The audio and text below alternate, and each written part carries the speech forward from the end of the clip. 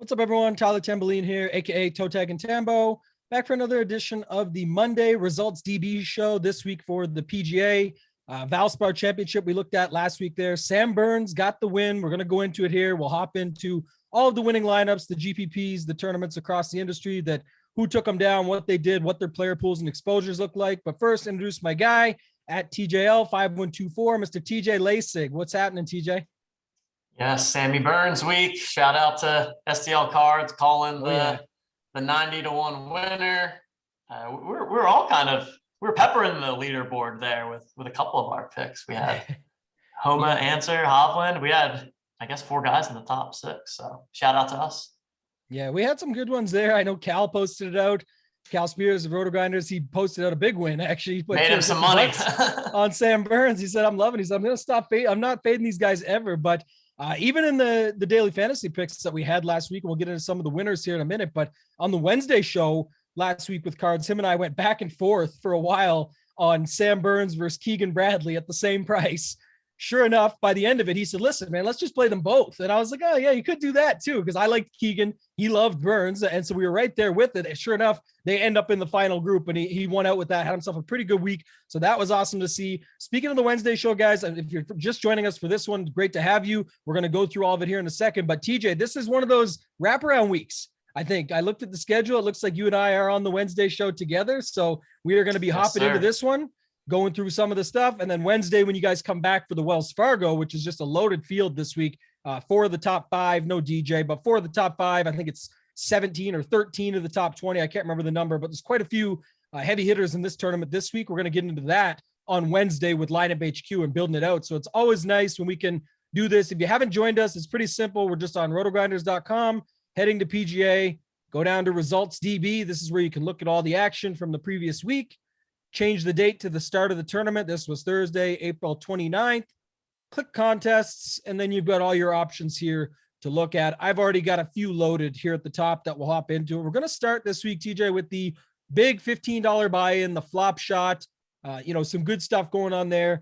596.5 to take it down. L Train 0813. Shout out to RG member in second. Tug Rules. We'll look at that. Sammy Knoll just crushes Matt Smith on Twitter. You guys can find him. Great guy.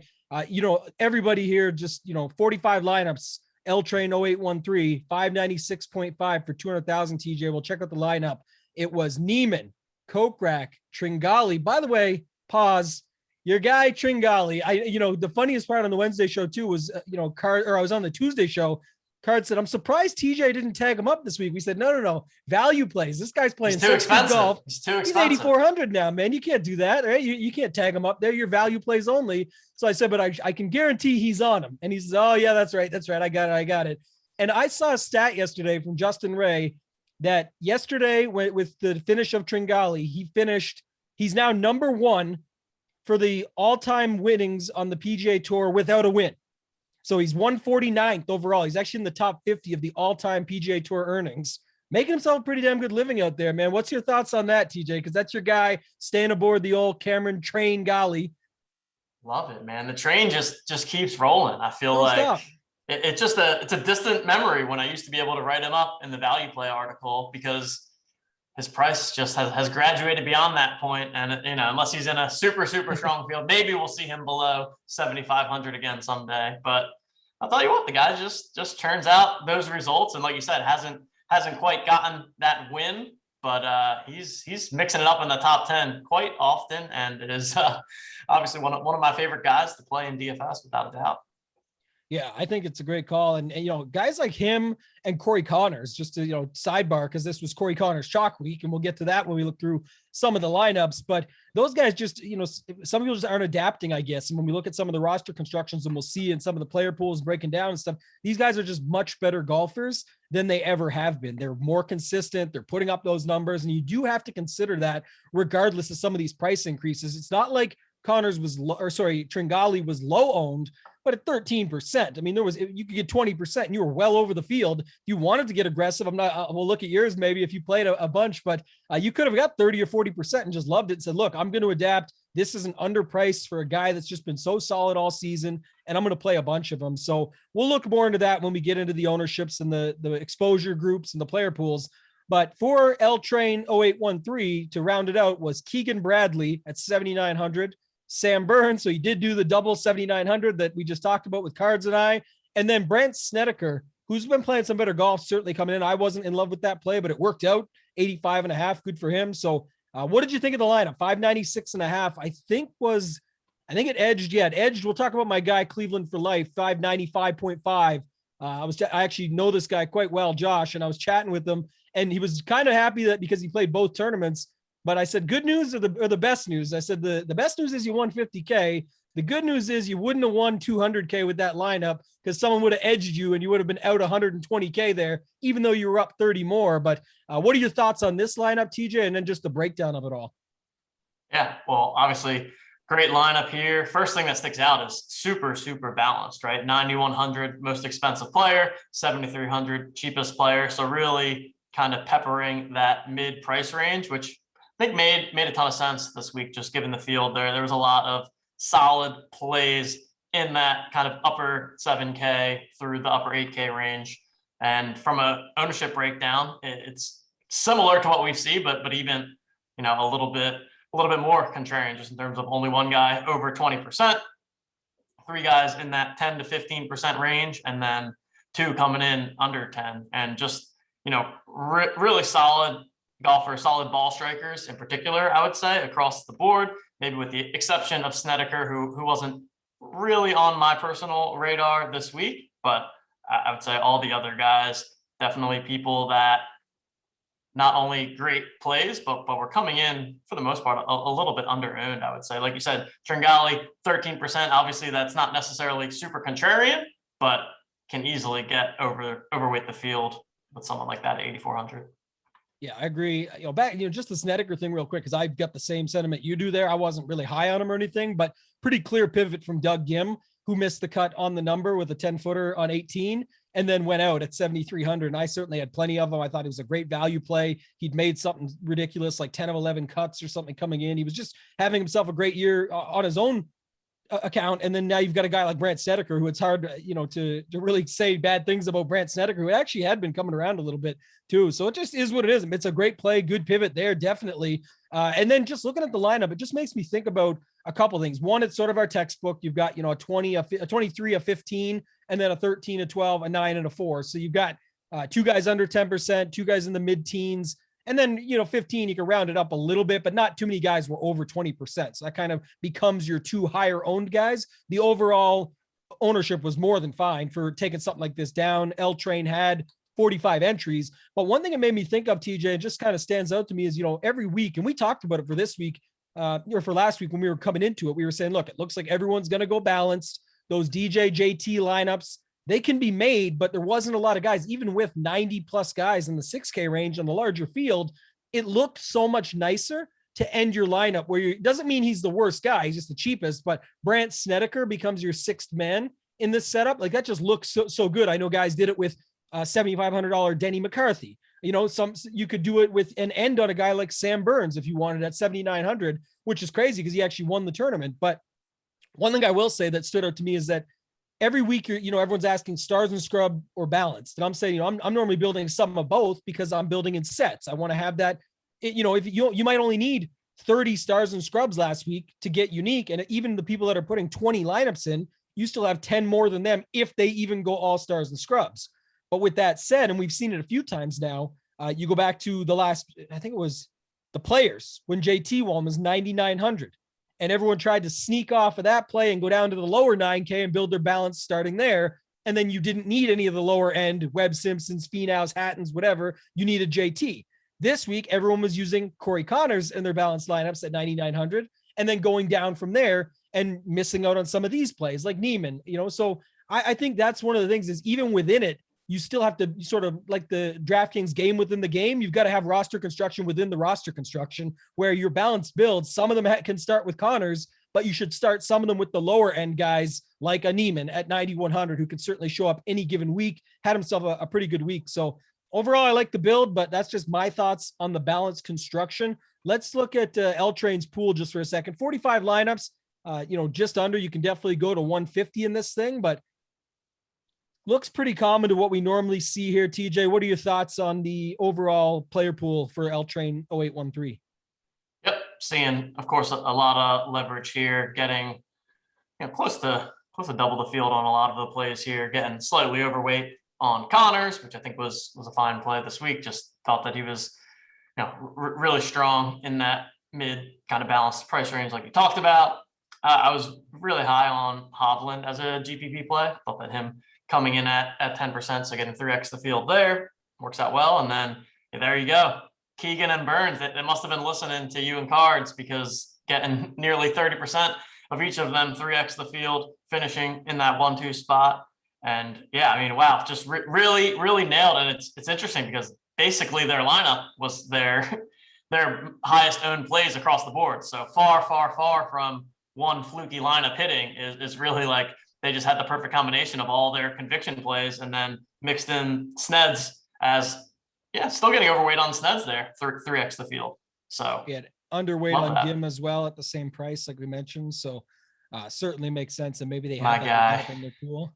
Yeah, I love Doug Gim, and I think I'll still stick with them. But just, back to the top here, it's, the standard stuff we always see that we really don't need to get too hard into is, like you said, green is good. A lot of leverage, finding those spots. But what a bet on talent, right? You go back to what we had just talked about there. Look at these guys. So there's the two we said, Connors and Tringali, top to bottom. And this is just above 20%. Sorry, you can include Howell there because he was just at 20%. But just to show, within everyone's core, they sort of have like a main and then like a tertiary or secondary where, you still have ownership on these guys, but this is your key core. And look at this: Neiman, Hovland, Bradley, Burns, Kokrak, Tringali, Connors, like all the guys that we mentioned that we just know are great golfers. And saying, look, I don't really care if people think they are or not ownership wise, I'm getting in on these guys. And that's what I'm going to, let's make the best lineups with the guys that I think are the best plays and then see how it shakes out and put them all together. And then maybe attach some of those rules and things that we'll go through on a Wednesday, like when we do the Wednesday show this week. So really nice overall. I thought a great job there.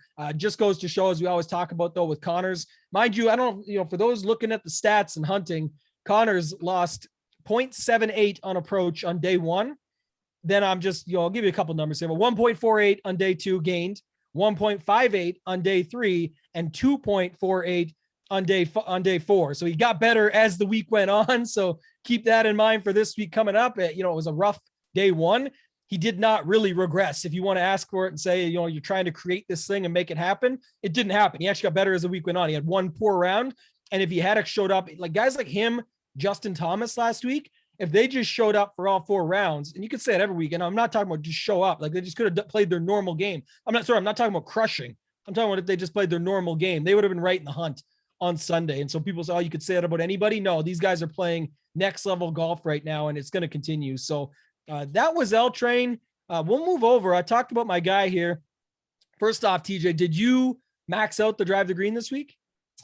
I did not this week. I'm going to this coming week though, for since we're doing the show. But I just went with single entry again this week, and just barely missed the cash with 4 of 6. So 4 of 6 just wasn't going to cut it this week. My guy Doug Gim let me down, missing. He had a 10-footer on 18 for birdie, where if he made that, he ended up missing on the number. But did not max out this week. Certainly was sweating that myself. I have plenty of him as well. I just thought it was a great value play at 7,300. We'll look at some of that stuff here in a second. I want to talk about my guy. I talked about Josh, Cleveland for Life 2017. We can look at his pool because he's got 150 guys, but this was the lineup that took it down, and it was a Hovland, So we like this, right? You skip the 11s, you skip the 9s, the pretty popular areas. Like if you were going stars and scrubs, you're going to the 11s. If you were going in the balanced range, you're going in the 9s. So this just goes to show what we just talked about, where even within, like, what do you call this? It's still technically a star because it's a 10. We call stars usually based on the price, not necessarily the names, right? He went up to the 10K range, 5 figures, but then 2 8s, 2 7s, and a 6. So here's the lineup. Talk to me about it, TJ. Victor Hovland, Bubba Watson, Max Homa, Keegan Bradley Burns. That combination keeps coming up. And then Scott Stallings to round out the range, which I thought was a nice little play there to throw in. We'll see how much of each he had when we go look at his pool here in a second. But what are your thoughts on this lineup? Yeah, another really solid one here. Bit of a different construction, completely skipping the 9K range and then filling it out with someone in the 6Ks and Stallings. Like you said, nice little pivot there for someone super low owned. And I mean, obviously just a pretty contrarian lineup all around, with the highest owned being Keegan at 12%. I already talked about how I was pretty high on Hovland as a tournament play this week. I actually also ended up playing Homa in my single entry lineup as well. Thought that he was a nice lower owned pivot. So love both of those plays. We already talked about the Keegan Burns 7,900 combo there. Bubba, I was honestly not really on Bubba personally this week. He wasn't someone on my radar, but obviously got the job done at super low ownership. And then Stallings, nice little pivot off of, someone like Chase Seifert maybe down there that was a little bit more popular. That was definitely a good call there. This for me is exactly kind of what you just said, but these were guys I liked. I actually brought up Stallings. I did like him. There was, some things to be said for him, but I liked Seifert more, but Scott Stallings was certainly in my pool. I wasn't in love with Homa, Watson, or Hovland last week. I know you were high on Hovland, so it got me around to him. I did mention that to Cards on Wednesday. I said, hey, if TJ likes him, kind of makes some sense. Some of the stuff going around, the rhetoric around, he doesn't like Florida courses and stuff. Yeah, he's still a pretty good golfer. So that can just go away quickly when you start to play some good golf. And just look at that Sunday round. Excited about him coming into this week because it's a course where a lot of his skills will be on display and makes a lot of sense for the Wells Fargo. But there was some talk about the Riviera connections last week and at the Genesis, right? So Max Homa obviously winning it, Bubba, former champ and playing well there always in the past. So that kind of made some sense from that point, but I really liked the setup of this lineup. I was, basically live sweating it with him. He's hyped up, had himself a huge weekend in MLB, MMA, NASCAR. He came in second right after this was over. So just doing it all. He had like a $75,000 weekend on top of 150K he's won over the last couple of months. So pretty happy for the guy. You look at this, he was blocking guys. So you saw some of the lineups behind him where just they couldn't really get to him. Like even this guy had Stallings and Hovland, but Answer missed out on the bonus. They both had these, and then Bubba beat him. But Bubba was his runaway, and Bubba just couldn't make anything. And then out of nowhere on the back nine makes like a 29-footer or something. So pretty cool to see. Nice lineup overall. I did want to look at his pool just to see how it shook out, because this is where we can get down to the meat and potatoes of it and sort of find out what he did, how he set it up, and what it looked like. Love this layout here. Personally, you and I talk about this all the time. You can still cover a lot of the bases. And especially, this goes back to, again, the Wednesday show, why they're so important. Cards and I talked about this as well. You got a 156-man event. It's extremely difficult to still get 6 out of 6 through regardless. So one of the things I like, and you've talked about in the past too, TJ, is just spacing out your ownership, because the ownership is quite dispersed, especially this time of the season. Maybe in the early swing season when not a lot of people know who all the golfers are, you'll get some more congestion, but there was not a lot.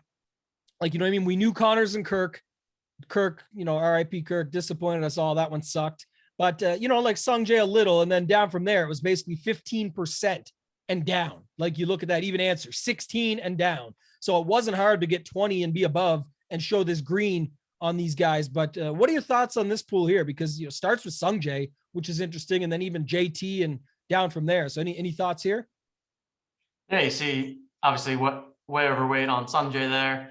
JT and DJ also in the mix, so probably leaned this player pool more towards some of those stars and scrubs builds. Hovland just down there at 12%. But yeah, I like getting, a little bit of a sprinkle, not taking too many stands. I mean, I guess the top three guys getting pretty much double the field on each of them is the stands there, but not needing to go too overboard. And yeah, I mean, as much as I loved the Corey Connors play, I do I do think that's probably one of the leaks in my MME game is like just being able to say, you know what, I'm going to go, what did he go? 4%, 4% Corey Connors.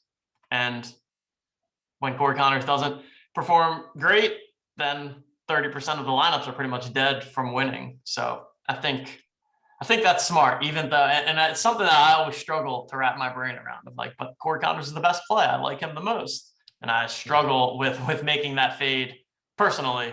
I know that that's definitely something that I'm trying to work on, but it's just hard when you think that the person's the best play, and to only fade for ownership makes it difficult. But I do see the logic in it. Yeah, and we've talked about it in the past and seen it plenty in this very spot where we're looking at certain players and good and great GPP players like Cleveland for Life, where we're looking at their pool and saying, like, what did they do and what was their thought process? Maybe we're trying to put our spin on it, but we've seen some great GPP players cover all of the chalk and just be at the field or around and mix it around and make their lineups accordingly. We've seen plenty of different structures. We've seen guys go all in, but if you look at Josh here, Cleveland for Life, he's got, way underweight on Connors, half the field on Kirk or a little over, but that's fine. Sung Jae was the choice he made. Look, I'm going to go in on Sung Jae, which makes some sense. Obviously playing some great golf and lined up well for here, and then went 0 on Kokrak and under on Answer. So don't hate it. We talked about Kokrak being the guy, Cards and I on Wednesday, about guy we wanted to be underweight on, just wasn't really loving him at 8,700 with that kind of ownership. He could have still came through. So could have Corey Connors. I just talked about earlier with all the stats and the numbers. If that, first round went good and the other 3 were the same, he would have scored a lot more points and he would have been involved in a lot more of the winning lineups. But it's just the way it shakes out. Overall, I like the pool. Little known fact, only because, like I said, I talked to him personally, is that he had 1 6 out of 6 lineup out of 150, and it turned out to be the winner. So that's amazing. That shows you, right? Like, that's what you're building all these things up and you're getting your pool lined up and getting it ready. You mentioned it. Where's the Hovland ownership? Yeah, 12%, the one Hovland lineup. And then you look, okay, where's Bubba? You scroll down. Where was Bubba? Is he even in the top? Way down here. Oh, Bubba, wow. 3%. You know what I mean? Like, and not that Bubba was the piece that held it all together, but it's just to show, like, it's all build your stuff accordingly. It only takes one to come through. Scott Stallings, 10%. Like, most of his lineup, Keegan Bradley, 10%. Burns, 11%. And then I forget the last person to round it out, but Homa. Where's Homa? Wow, so they just hit the right combo at the right time. Yeah, I don't even see Homa. Maybe Homa was not it. Oh, there he is. There he is, 16%. Okay, so Homa was the one there. So yeah, shout out to my guy. We'll move off this, but I thought still that was just crazy how it happened, right? Like, sometimes you have one lineup and it's just, that's the one you're going to be sweating all weekend. And then sure enough, it's the one that ends up getting it to the top. And like I said, it was basically Blocker City once he got to the end, once Bubba got home safe. One other interesting point is that it's just interesting to me that Jason Kokrak was in the winning lineup of the flop shot, and then the winner of the drive the green has 0% Kokrak, but also wins the drive the green. That's just kind of wild right there. And only 1 point short. Like, you think about that, and you look at 1 point short, and if you think about the Sundays of these guys, most of them played pretty well. Neiman, Tringali, Keegan could have played better for sure, but he had Keegan and Burns, so it doesn't really matter. Snedeker had an okay Sunday. But like I said, with Cleveland for Life, his lineup with Bubba just tracking had a bad Sunday too, and Homa, those two were there, and Homa wasn't on the other side. Like, those two could have blown the doors right off and won it huge for him on the other side. So he was happy, right? It was $30K less than what he would have picked up in the $15, but it was that $120K drop would have been a hard hit when you hit the ground with that one. So we'll move on. I did want to look at the 555 a little bit this week because this is crazy. Like, 507, we've seen some drop-offs in the past, TJ. And if you guys don't know, so this is the $15 flop shot. This is the $5 buy-in. I'm talking drive the green.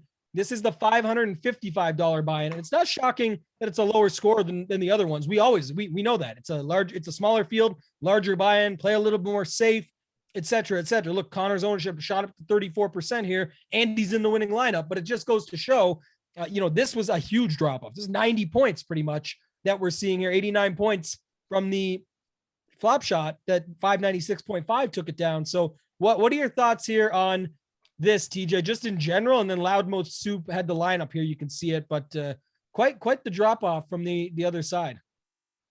Yeah, just goes to show how, when you get into the smaller fields, the chances of winning just go up dramatically. Obviously, in something like this, you need to put up more money up front, but you can just see the difference. You don't have to hit the absolute nuts in order to take first in some of these tournaments. And then in terms of this lineup, I mean, this is the exact type of lineup that I could see myself building, right? Like starting with three of the chalkier options in Connors, Kokrak, and Hoffman, and then just making some slight pivots at the bottom, all guys that were very much on my radar. Homa, someone I played in my single entry lineup. Burns, obviously we've talked enough about. Burns was a great play as well this week. And then Neesmith was someone that I had written up in my value plays article too. So really like this breakdown, and it doesn't follow the typical kind of 2-2-2 we've seen from an ownership perspective, but I feel like this is another one that we see a lot more in some of the smaller fields,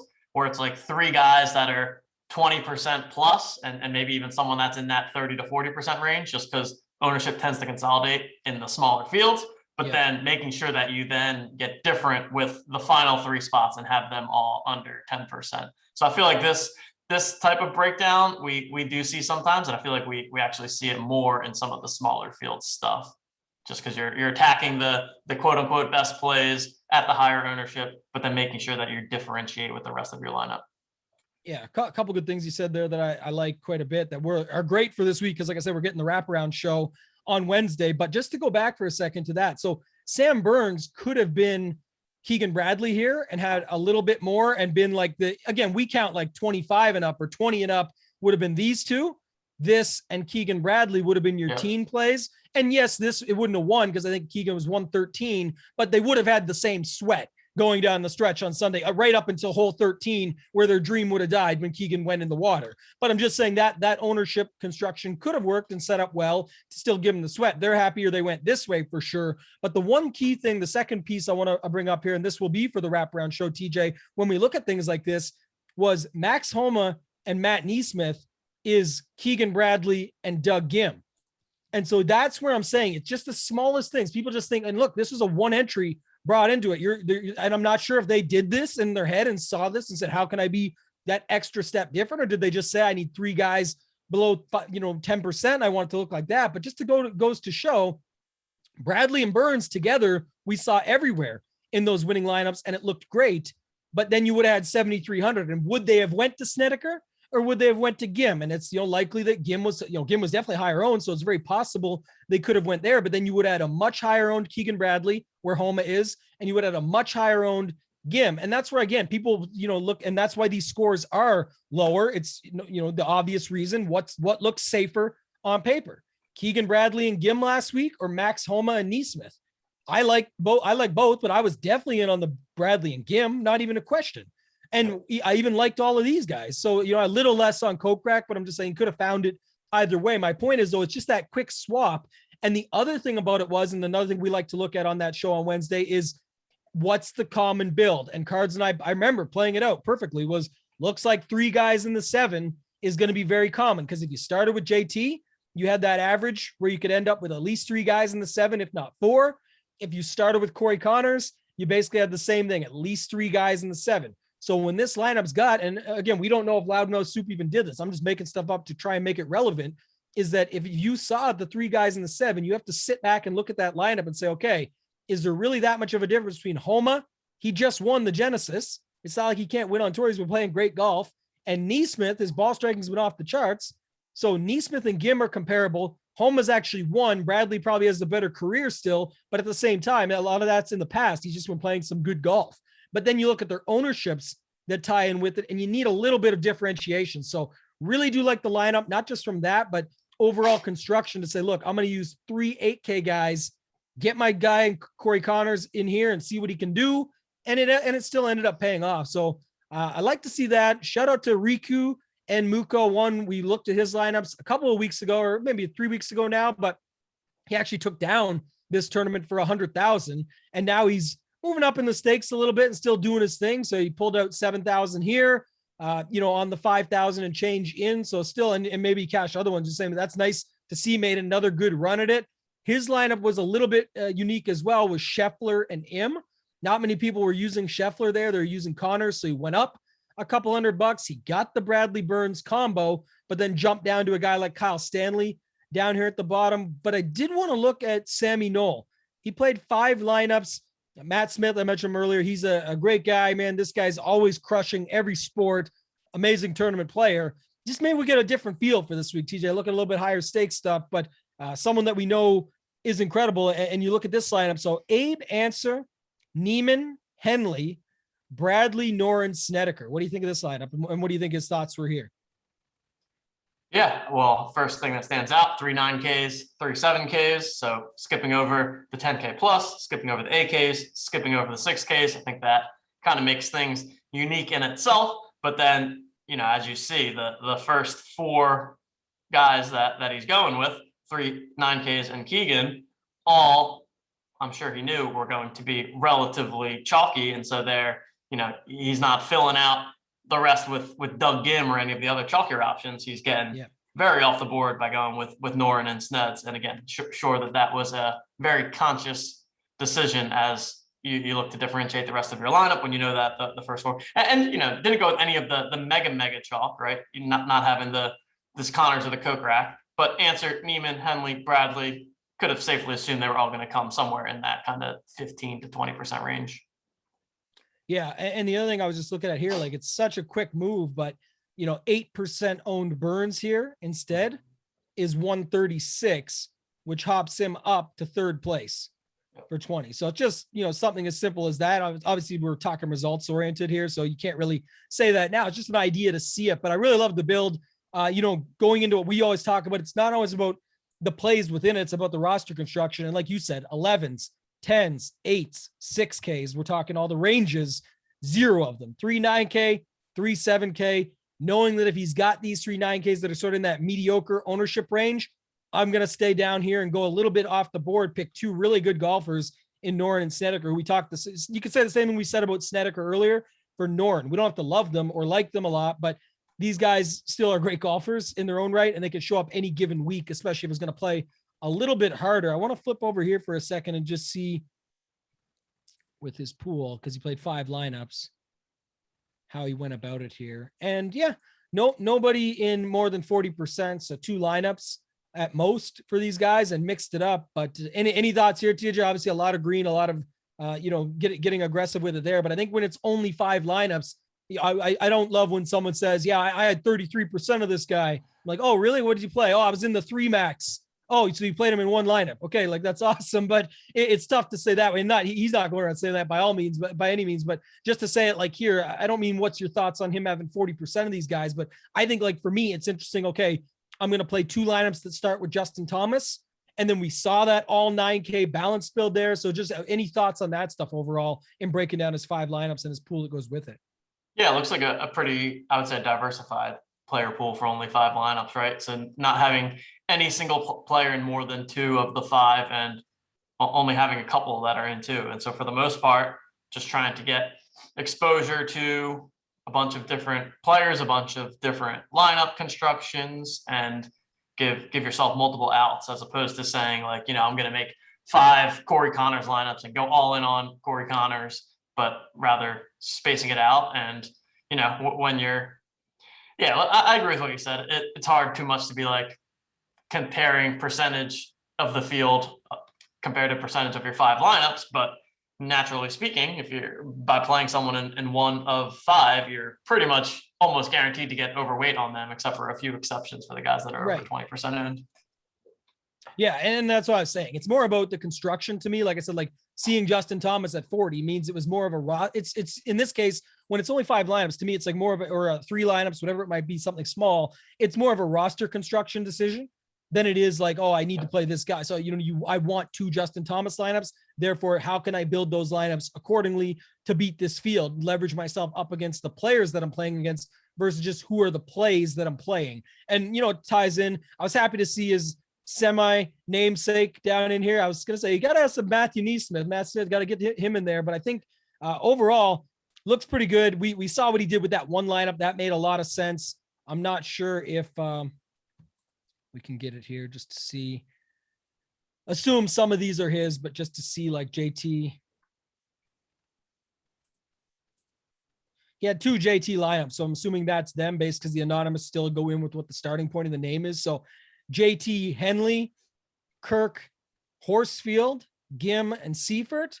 So again, little more ownership in the middle, but they still had a 5%, a 12%, and 11%. Even that's, surprise. Like Sam Horsfield getting to 5%. You don't expect that, but more than the regular or the larger field stuff. And then here, skips the 9K, skips the 10K, skips the 9K, skips the 6K. Again, just ranges, right? That's a lot of times what we're seeing here and what it becomes about. So shout out to him, the awesome week there. Lastly, we'll do a little bit of single entry and then get out of here, TJ. But, $200, this is the $200 entry, 200K driver, the single entry, 50K to first. Some like to go after this and just say, look, I'm just going to play a bullet. Did you play this one this week or? I think I did. I don't see it there, but you're probably in the smaller one again. I might have done the smaller one. Yeah. It's all good. What do you remember what your lineup was for this week? I do. I had actually, so I got 4 of 6 through the cut. My 4 guys that made it through all did pretty well. So I had Corey Connors, Victor Hovland, then I had Homa and Neesmith, but then I had Doug Gim and Lanto Griffin miss the cut. So everyone that made the cut finished T21 or better. And then obviously Hovland and Homa both in the top 6. But I'm pretty sure if Gim would have just squeaked through the cut, I probably would have snuck out like a min cash. Oh, for sure. But and again, so it was Lanto and Gim that missed the cut. Like just talking about 2 extreme talents at fair price. I believe Lanto was 7,400, I want to say, and Gim was 73.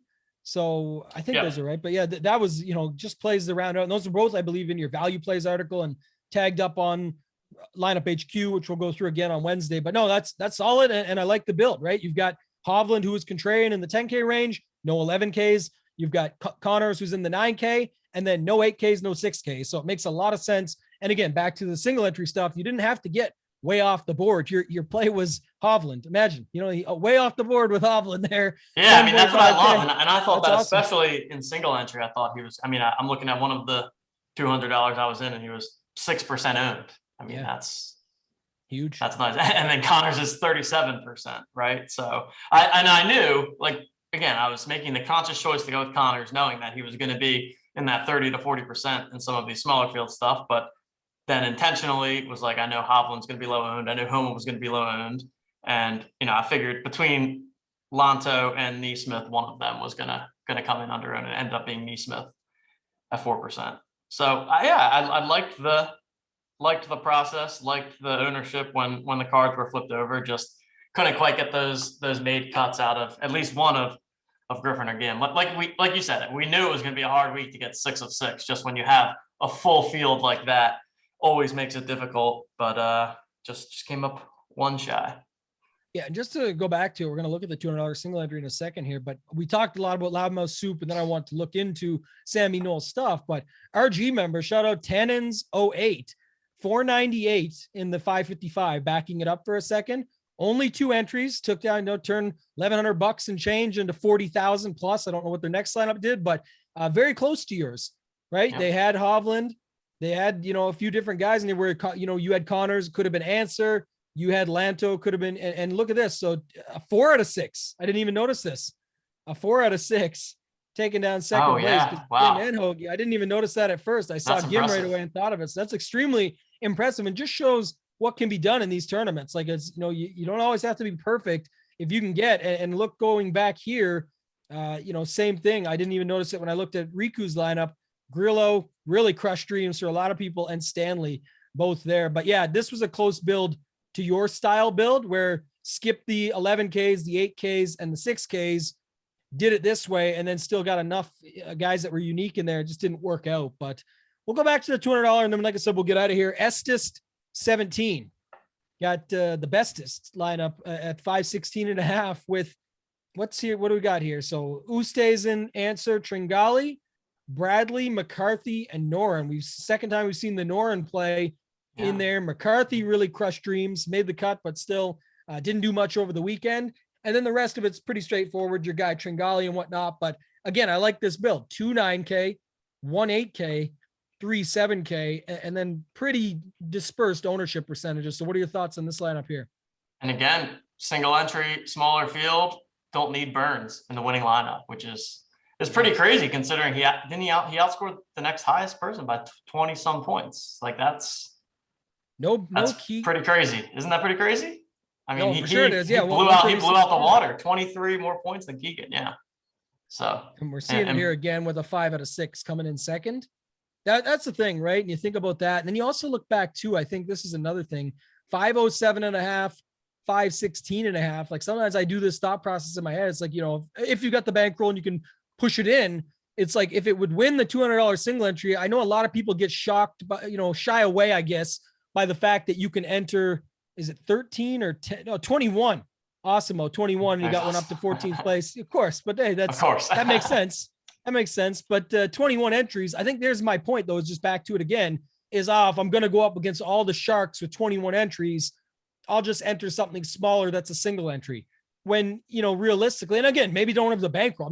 This is a huge congrats to S17 winning 50,000. I'm just always trying to bring up thought process that you guys can lean on and go off of. It just, sometimes someone will say to me all the time, well, that one's got max 21 though. So I'll probably just play the smaller one or the 3 max or single entry. It's like, well, if you're going to push it in and you got the money and you feel good about the lineup, a lot of times if it'll take this down, it'll take this down. And most of the things, so we're not repetitive here, are the same application of thoughts. It's just the roster construction that comes down to, how can I be a little bit different? Okay, I won't play 11K, I won't play a 10K, and I won't play a 6K. I'll make sure I'm a little bit unique across the board. And when Cards and I looked at it on Wednesday, you would have seen that the 3 9K, 3 7K build was showing up as the quote unquote optimal builds because there were so many great plays in that 9K range. So Lineup HQ wanted to push those out and give us a bunch of those. And again, it would have been as simple as dropping a 9K to an 8K and bringing your Doug Gim up. And this is it right here, to be honest. It's, bring your Doug Gim up to a Burns and drop your, whoever it was, Russell Henley at 9K down to Cameron Tringali at 8K. And you would have ended up with that build. In this case, it's Noren and Tringali. It would have been, and that at the time, you would have just had that build. So just to go through it, a lot of the same stuff applies. Anything else you want to talk about here, TJ, with the single entry stuff, or just overall roster construction thoughts in general that we can bring in as a segue to Wednesday? I think we touched on a lot of it. I think it's just continuing to find the right roster constructions that you think are going to differentiate yourselves, and then finding the right plays, the right golfers that you like that fits within that construction. And I'm sure that's a lot of what we'll talk through on Wednesday. And like you said, it should be a fun week, strong field, and looking forward to the chat. Yeah, I can't wait for Wednesday. It's going to be good. If nothing else, TJ, let the people know where they can find you, what else you got going on this week, and then I'll take us home and get us out of here. Yep, you guys can find me on Twitter at TJL5124DFS. We'll be coming out with the Value Plays article sometime tomorrow, and of course, all the expert survey, rankings, all of that good stuff over the next 24 hours here. For sure. Appreciate it. Then I'll be on with Tambo on Wednesday. Can't wait for that. Yeah. Yeah. You guys know where to find me on Twitter at ToeTagginTambo. As TJ mentioned, and we mentioned plenty of times here, I'm excited for the Wednesday show. The Wells Fargo is just a great tournament. We've got a lot of good ones coming up. We're in major season, if you will. That's coming up next, but this is always a good preview for that. This is where they host majors at. JT just won the 2017 PGA Championship at Quail Hollow, which is where Wells Fargo's at this week. So I think, and usually is. So that's going to be a huge week this week, upcoming Tuesday night, as always on the show with Noto and Cards. I'll have my own expert surveys, plays, the rankings, the lineup HQ tags, all that stuff to go with it. And then, of course, Kenny Kim and myself will be out overnight, going to record this evening for the Fantasy Golf Degenerates podcast, which is free for you guys out on the Rotogrinders podcast feed, as well as Apple, iTunes, everywhere that you go and find your podcast. So appreciate you guys as always. Thank you and good luck.